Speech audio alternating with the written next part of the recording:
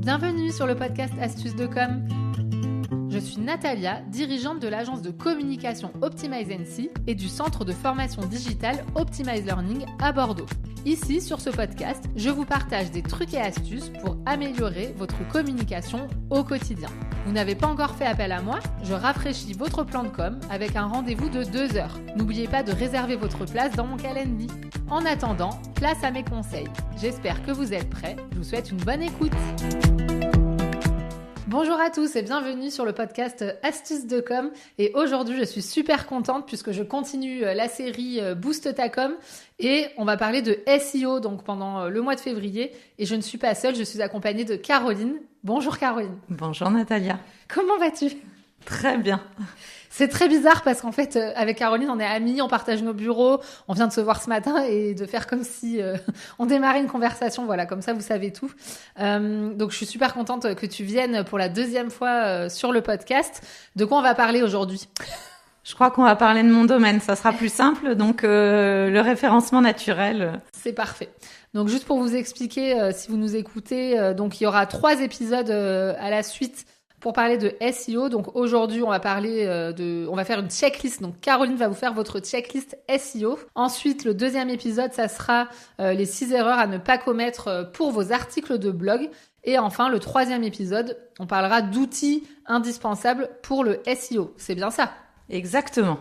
Parfait. Donc avant qu'on commence la série, est-ce que tu veux bien nous dire quelques petits mots, s'il te plaît, sur toi, ton métier, tout ça, tout ça ? Donc je suis Caroline, j'ai une agence qui est située à Bordeaux, en colocation justement avec Natalia, dans laquelle on propose de l'accompagnement au référencement naturel. On aide nos clients à être plus visibles sur la toile et à faire en sorte qu'ils puissent se transformer et augmenter leur clientèle. Et pour ça, on travaille à la fois le référencement naturel et la rédaction d'articles de blog et de contenu en général. Et tu le fais merveilleusement bien. En toute objectivité. Je sais comment la gêner, c'est pour ça.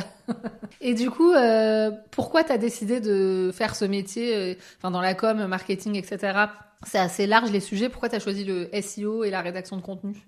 Alors, j'aime beaucoup écrire, donc forcément, ça aide. Et ce que je trouve génial dans ce métier, c'est qu'on rencontre plein d'activités différentes. Alors, certainement dans d'autres métiers, mais celui-là me correspondait mieux. Et donc, du coup, j'écoute des belles histoires tous les jours. Je découvre des métiers que j'aurais jamais pu explorer autrement. Et ça, c'est une vraie force. Et en plus, leur donner la possibilité de développer leur business grâce à mon travail, et c'est double bénéfice pour moi. Très bien. Donc, tu te fais plaisir et tu aides voilà. tes clients. C'est parfait. C'est vrai qu'on en parle souvent toutes les deux puisque forcément on travaille ensemble étant donné que moi j'ai une agence de com et ce qu'on se dit régulièrement c'est qu'avoir un site internet aujourd'hui ça ne suffit plus, il faut vraiment qu'il soit fonctionnel et qu'il soit performant parce que quand on veut avoir de la visibilité, des résultats, il faut être visible sur les moteurs de recherche et notamment sur Google, donc ton métier est très précieux pour les entreprises. Tout à fait. Ce que je dis souvent, c'est un peu comme si vous aviez une magnifique boutique rue Sainte-Catherine et qu'il y avait une énorme bâche devant. Si personne voit qu'il y a une boutique derrière, ils vont pas rentrer. Donc moi, mon métier, c'est de faire en sorte qu'ils rentrent. Ça serait dommage, effectivement. Donc pour les personnes qui ne sont pas bordelaises, rue Sainte-Catherine, c'est la rue la plus connue de Bordeaux avec tous les magasins. Voilà, vous aurez la ref maintenant. Merci beaucoup. Donc on va parler de checklist SEO. Donc pourquoi on a décidé de commencer par ça ? Tout simplement, en communication, je vous le dis souvent, bien sûr, il y a plusieurs métiers et des compétences techniques. Donc, quand on peut, le mieux, c'est de se faire accompagner, de travailler avec des prestataires, des professionnels. Mais parfois, on n'a pas les moyens et on peut essayer de se dépatouiller soi-même. Mais pour ça, il faut quand même se former. Et ce qu'on s'était dit avec Caroline, pour bien démarrer cette série, c'était de dresser une petite checklist avec des conseils que vous pourriez facilement mettre en application. Donc, est-ce que tu es prête, Caroline ? Je suis prête. Et je vous préviens, la checklist est très complète. Donc, si vous n'êtes pas en train de noter, vous pouvez déjà écouter cet épisode et potentiellement le réécouter en prenant des notes. Je pense que ça sera plus efficace. Finalement, quel est le premier point que tu avais mis dans ta checklist ? Alors, ce qui est pour moi le plus important, c'est de faire des contenus qui montrent à quel point les personnes sont expertes dans leur domaine, peu importe le domaine dans lequel on est. Il faut apporter un contenu impactant, un contenu de professionnel et surtout un contenu qui va être utile pour l'internaute. Et donc là, quand on parle de création de contenu, je vais juste préciser une chose. Là, on parle de création de contenu pour les sites web, parce que souvent, tu sais, les gens qui nous écoutent sont aussi très portés réseaux sociaux. Bien sûr. Donc la création de contenu, ça peut aussi concerner les réseaux sociaux. Mais aujourd'hui, on parle vraiment de sites internet, donc il faut le préciser. Ok, donc ton premier conseil, c'est de penser à faire du contenu expert, impactant, utile. Et surtout, peut-être pour les gens qui ont déjà un site web, de vérifier est-ce qu'ils pensent que les contenus proposés sur leur site répondent un peu à cette première étape, en fait. Exactement. Ce que je dis souvent quand les gens démarrent en autonomie la création de contenu, c'est important de répondre aux questions qu'ils entendent tous les jours. Donc toi, si tu devais répondre à une question pour ton activité, celle qui revient tout le temps, ça serait laquelle ? Je suis en train d'inverser les rôles. Ça dépend. Si c'est par rapport aux réseaux sociaux, c'est par exemple à quelle fréquence il faut publier sur les réseaux sociaux, tu vois. Voilà. Et du coup, ça pourrait faire l'objet d'un article de blog expert et qui peut vraiment aider les internautes et sur lequel forcément il y a des recherches sur les moteurs de recherche et du coup, ça donne de la visibilité. Mais ça, c'est intéressant. Enfin, tout est intéressant dans ce que tu dis, bien sûr. Mais en fait, ce qui est intéressant, et je le vois même pour les réseaux sociaux, là, ça se rejoint, c'est que souvent, on se met des freins ou on se met un peu des complications en se disant, je sais pas de quoi parler. On cherche toujours à refaire le monde, à trouver des nouveautés. Alors qu'en fait, il faut revenir justement à l'essentiel. C'est quelles sont les problématiques de vos clients, quels sont les sujets qui reviennent le plus souvent. Et si vous êtes à l'écoute un peu de vos prospects, de vos clients, vous savez quelles sont leurs principales problématiques. Et en fait, il faut, quand on rédige ces contenus, que ce soit sur un site ou sur les réseaux sociaux, répondre finalement à leurs questions les plus basiques, en fait. Exactement. Bon, tu valides, ça va. Je valide. Check. Ok. Alors, puisqu'on parle de check, quel est ton deuxième point à checker ? Alors, c'est la question qu'on me pose le plus souvent. Moi, c'est combien de mots, quelle est la taille de l'article de blog ou du contenu qu'on veut publier. Alors, je crois qu'avec Nathalie, on partage ces valeurs-là. C'est que nous, on aime simplifier les choses dans le marketing et la communication. Les gens en font souvent des caisses, utilisent des mots compliqués, etc. Donc, moi, je dis... Bien sûr qu'il y a des règles, bien sûr qu'il y a des checklists. L'idéal, c'est de faire au moins 2000 mots environ, etc. Maintenant, il vaut mieux toujours un contenu de qualité. Et si on n'atteint pas les 2000 mots, qu'un contenu où on fait du blabla, où on utilise des outils à mauvais escient, où on va piquer du contenu aux autres. Donc oui, la règle serait au minimum 2000 mots. Néanmoins, il vaut mieux être impactant, ce qu'on disait tout à l'heure, et à la portée de ses clients, même s'il y en a un petit peu moins. Donc en gros, chaque page web, que ce soit un article de blog ou une page de son site, par exemple la page de présentation de notre entreprise, l'objectif qu'on se fixe, c'est environ 2000 mots, quoi. Ouais, avec le petit bémol pour la page dédiée vraiment au site, qui est par exemple une page d'accueil d'un site internet, c'est impossible de mettre 2000 mots. Donc voilà, ce que je dis souvent, c'est que c'est une question de balance. Il faut rétablir l'équilibre. S'il y a un endroit où il y a très peu de contenu, à un moment donné, il faut rétablir l'équilibre en mettant un autre endroit beaucoup de contenu, un sujet plus dense, etc. Donc, ne surchargez pas votre site internet avec beaucoup de mots. Par contre, si vous avez des endroits où vous pouvez vous lâcher, lâchez-vous, c'est l'occasion. C'est vrai qu'il y a souvent des pages, par exemple, forcément la page contact, la page accueil, où là, on ne va pas mettre du texte pour mettre du texte. Mais puisque j'ai l'habitude de travailler avec toi, je vois comment tu fais pour les textes, pour les sites de mes clients. Souvent, on choisit, 4 pages vraiment impactantes pour le référencement. Et c'est ces pages-là sur lesquelles il faut essayer de respecter ces règles. En fait, c'est un petit peu ça. Oui, et puis il y a aussi des règles qui peuvent nous aider. C'est toute la partie technique et mise en page du site internet qui va permettre de rendre un site léger, fluide à la lecture, qui va permettre à certains de voir juste l'essentiel et à ceux qui veulent approfondir de creuser un petit peu. Donc Google est satisfait parce qu'il a plein de mots et l'internaute se rend même pas compte qu'il en avait eu tant que ça. Oui, parce que finalement tout l'enjeu c'est à la fois de plaire aux petits robots de Google pour qu'ils aient envie de mettre en avant notre site, mais en même temps faut pas oublier l'utilisateur qui est quand même la donnée principale qu'on veut satisfaire. C'est est-ce que l'utilisateur va pas avoir peur parce qu'il y a trop de sites en arrivant sur une page, il y a trop de texte en arrivant sur une page. Et dans ce cas-là, faut que ça soit fait intelligemment. Enfin, faut quand même pas faire fuir les utilisateurs, quoi. Tout à fait. Comme dans la vie, tout est une question de compromis. Donc c'est important de poser la stratégie justement pour pouvoir dire à tel endroit on va pousser du contenu, à tel endroit c'est du visuel qu'il nous faut parce que vous êtes photographe et que vous avez besoin qu'il y ait plein de photos. Il faut compenser ailleurs. Voilà. Ok. Donc deuxième point, on va dire les contenus, comment tu dis, c'est la taille. Oui. Ouais, on va dire ça. Ok, très bien. Ensuite, le troisième point pour la checklist, qu'est-ce que tu nous dirais ? Forcément, quand on parle de référencement naturel, on parle de mots-clés. Donc, c'est très important de définir les mots-clés avant de rédiger. Quels sont les mots-clés dont de l'activité en général, mais quels sont les mots-clés qu'on va avoir besoin de faire ressortir sur une thématique en particulier, et du coup de créer un cocon sémantique qui va être dédié à ce contenu précisément. Et qu'est-ce que tu entends par cocon sémantique? Tu savais que j'allais te poser cette question. Tous les termes qui vont être autour, souvent un des meilleurs outils, et on en reparlera, c'est de chercher des synonymes et ce genre de choses. Donc voilà, c'est vraiment d'essayer de voir la thématique qu'on aborde dans toute sa globalité et comment elle peut être abordée. Et souvent, quand on est un professionnel, on a des termes techniques qu'on aime utiliser et qui sont parfois même indispensables à utiliser. Et néanmoins, les internautes ou les futurs clients qu'on peut avoir, ils n'utilisent pas ces mots-là. Donc voilà, il faut vraiment voir ça dans sa globalité pour pouvoir les intégrer et ressortir sur les moteurs de recherche. Mais ça, je me rends compte souvent quand je récupère la communication de certains clients qui ont fait leur site eux-mêmes.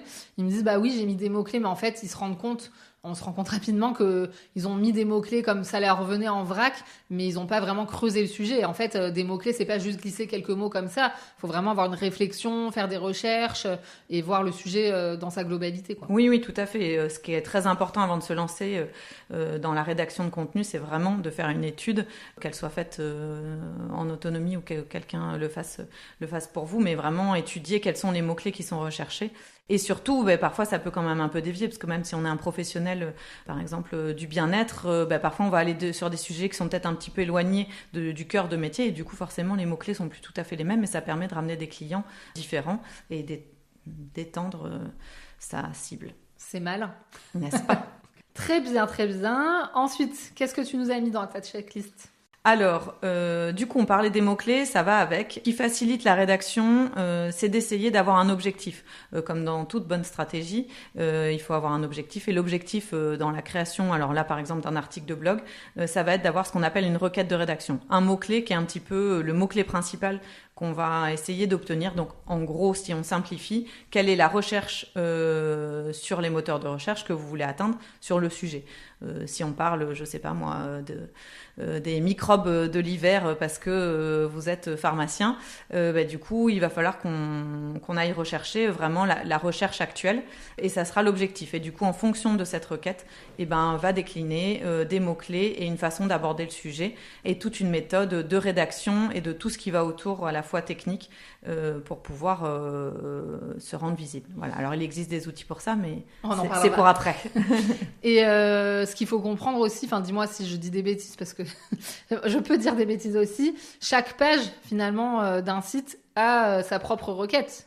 Oui, alors ce que je dis souvent pour essayer de simplifier auprès de mes clients, c'est avant on rentrait dans un site internet par la page d'accueil, il y avait que ça qui existait, même si derrière il y avait plein d'autres pages. Aujourd'hui, il faut voir ça comme une grande villa avec plein de portes d'entrée différentes, et chaque porte d'entrée peut être une occasion d'arriver sur le site internet si tant est que la porte soit identifiée. C'est-à-dire que si vous voulez aller dans la salle de bain mais que vous rentrez par la cuisine, ça marche pas. Donc il faut qu'il y ait marqué partout salle de bain pour que les gens puissent y aller facilement. Voilà. Très bon exemple.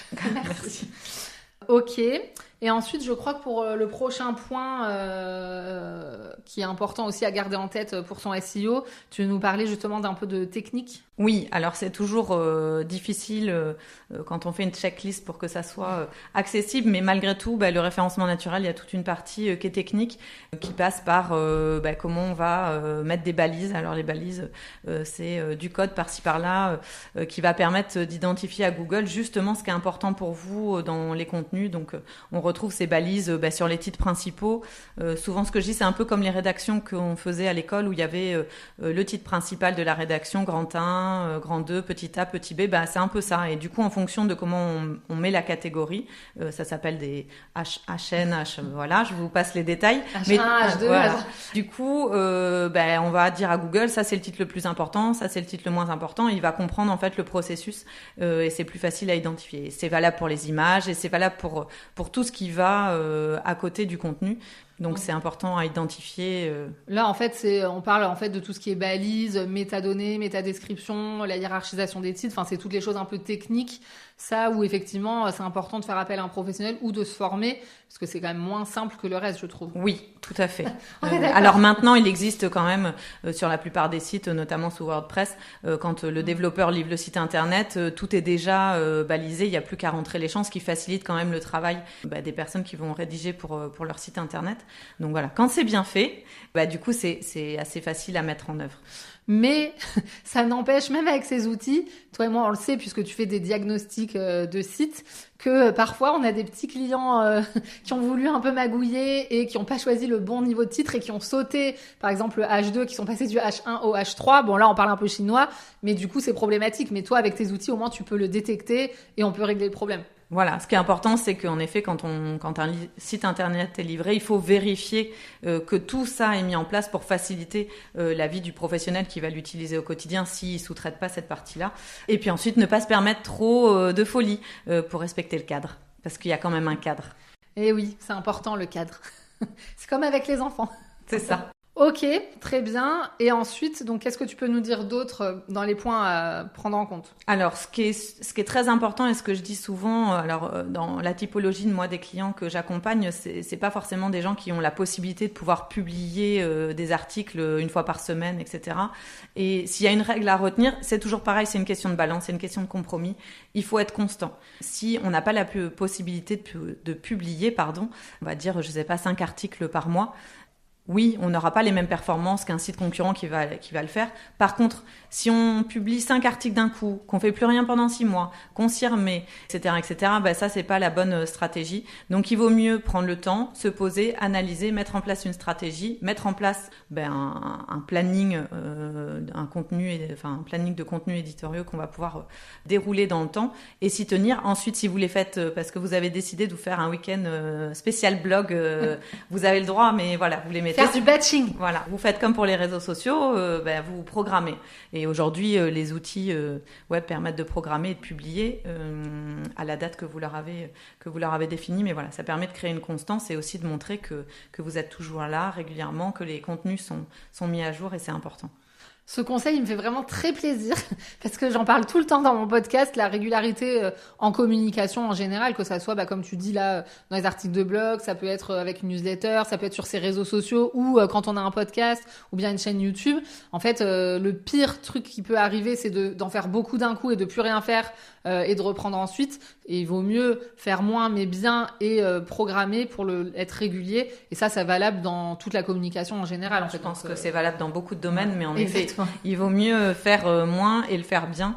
C'est super important. Et je sais qu'on n'est pas tous d'accord dans le secteur sur ce genre de choses, mais il faut aussi s'adapter au budget, au temps qu'on peut y passer. Et donc, en effet, quitte à faire quelque chose, il faut le faire bien et le faire régulièrement. Donc, en fonction, on s'adapte.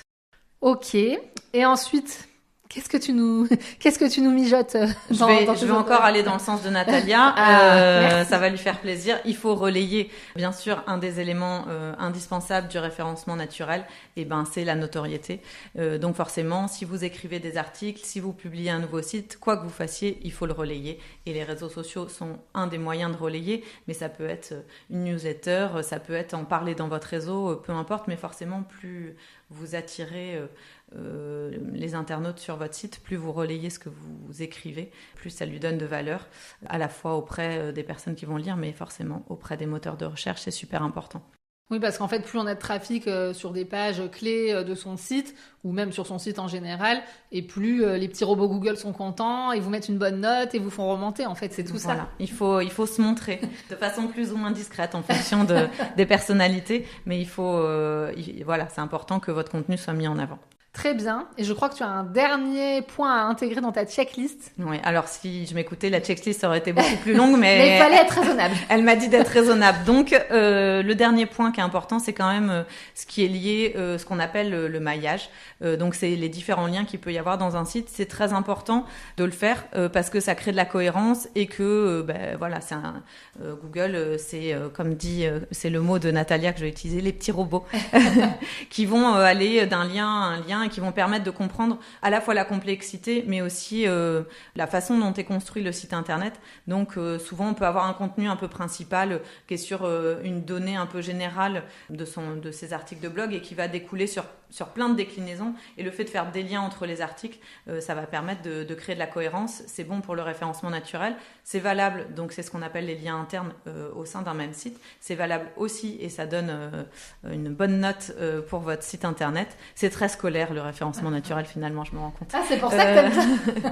Les liens qu'on va faire vers d'autres sites internet qui peuvent être des sites de confiance et qui vont apporter aussi du crédit au travail qui est fait. Et à l'inverse, bien sûr, ça c'est le Graal. Et c'est d'avoir des gens qui ont un super site internet, qui a beaucoup de trafic et qui renvoient vers le vôtre, parce que du coup, ça va permettre de dire à Google, voilà, j'ai un bon site internet, j'ai une belle notoriété, et je vous recommande ce site, il est vraiment super. En gros, c'est un peu comme ça que ça se passe. Donc c'est important. C'est un peu plus compliqué à obtenir, c'est une autre stratégie, mais parfois, dans le réseau, on peut mettre en place ce genre de choses. Alors on évite les liens d'un site à un autre. Voilà, c'est un petit peu plus complexe que ça. J'ai pas le droit de donner d'autres astuces, donc je m'arrête là. Non. Par contre, je pense que c'est un sujet de réflexion que tout le monde peut avoir, là, les personnes qui nous écoutent, c'est que le plus facile, bien sûr, c'est de faire des liens à travers son propre site. Donc, bien sûr, par exemple, on est sur la page prestations, à la fin, on met un lien qui renvoie, pourquoi pas, vers la page présentation, je sais pas moi, qui sommes-nous. La page qui sommes-nous renvoie, pourquoi pas, ensuite vers la page blog, conseil.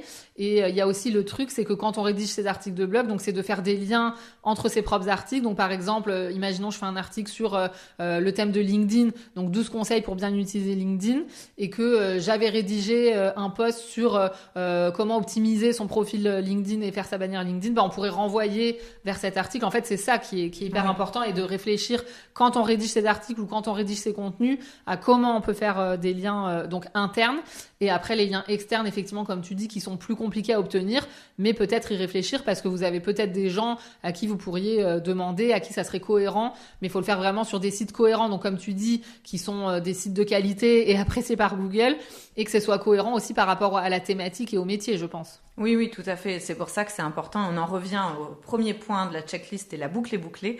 C'est qu'il faut faire tout ça. Voilà, c'est important, même si on le fait soi-même, une fois qu'on est formé, c'est de mettre en place une stratégie, parce que il faut que les liens soient faits de façon cohérente. Il faut avoir une vue d'ensemble, une vue globale de ce qu'on veut mettre en place sur peu importe la thématique, pour pouvoir prendre ce recul nécessaire et dérouler les contenus. Qu'est-ce qu'on veut écrire, qu'est-ce qu'on veut dire, qu'est-ce que les gens attendent, qu'est-ce que Google attend, et comment on va mélanger tout ça pour que ça soit performant et que ça nous donne plus de visibilité.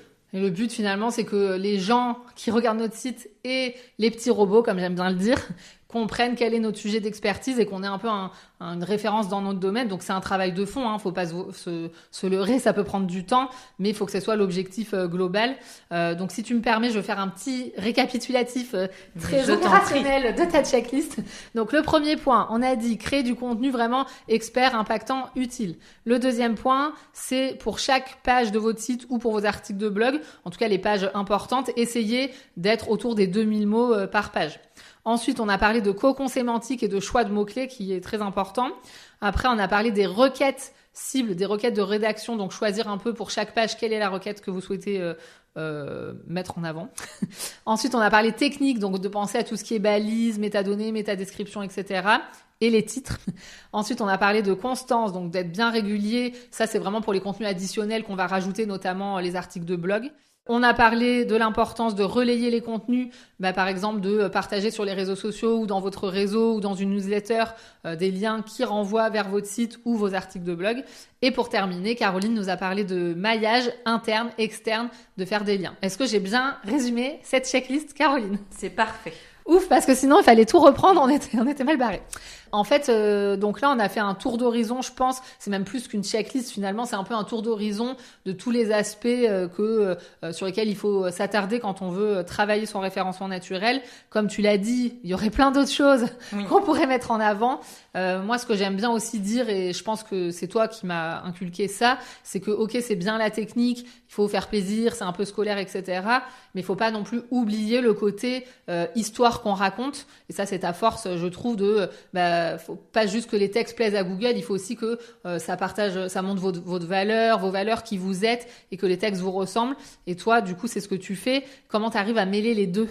Je pense, alors il y a beaucoup dans le référencement naturel, il y a souvent d'un côté les plumes et de l'autre les techniciens. Moi, ce que j'aime justement, c'est exactement ce que tu viens de décrire, c'est-à-dire d'apporter une plume dans la technique. Ensuite, on a une façon de travailler chez Twin qui fait que c'est très important de bien connaître nos clients, d'échanger régulièrement avec eux. Et donc moi, j'ai plaisir et toute l'équipe a plaisir à s'intéresser sincèrement et profondément à ce que font nos clients, et du coup forcément ça facilite les choses, et il n'y a pas plus belle récompense que quand un article ressort sur Google en haut de la page et que le client dit « Ah, c'est super cet article, c'est vraiment ce que je voulais dire ». Voilà, on a réussi avec notre plume à parler à la place du client et en plus à lui apporter la visibilité qu'il était venu chercher, et c'est ça qui fait la beauté du métier. C'est sûr, c'est bien pour toi. Je pense que c'est vraiment un signe de. Déjà, tu dois être super fier quand un client te dit ça, et puis tu peux être contente du résultat. Et après, pour les gens qui vont eux-mêmes, tu vois, travailler leur texte, leur site, leur SEO, etc. Je pense que c'est important de garder ça en tête, de se dire que ok, je réponds à des règles, mais est-ce que le texte que je rédige, est-ce que ça me ressemble, est-ce que c'est à mon image? Il faut pas sous-estimer cette partie-là, quoi. Tout à fait. Super Caroline, en tout cas on va devoir terminer ce premier épisode pour passer au suivant, parce qu'on va pas vous mentir, on va faire du batching d'épisodes de podcast. Donc on se retrouve la semaine prochaine, mardi, pour l'épisode 2 de la série SEO Boost, et on va vous parler des 6 erreurs à ne pas commettre justement dans vos articles de blog. Tu restes là Caroline? Je valide, je reste là. Merci beaucoup. À bientôt sur Astuces de Com.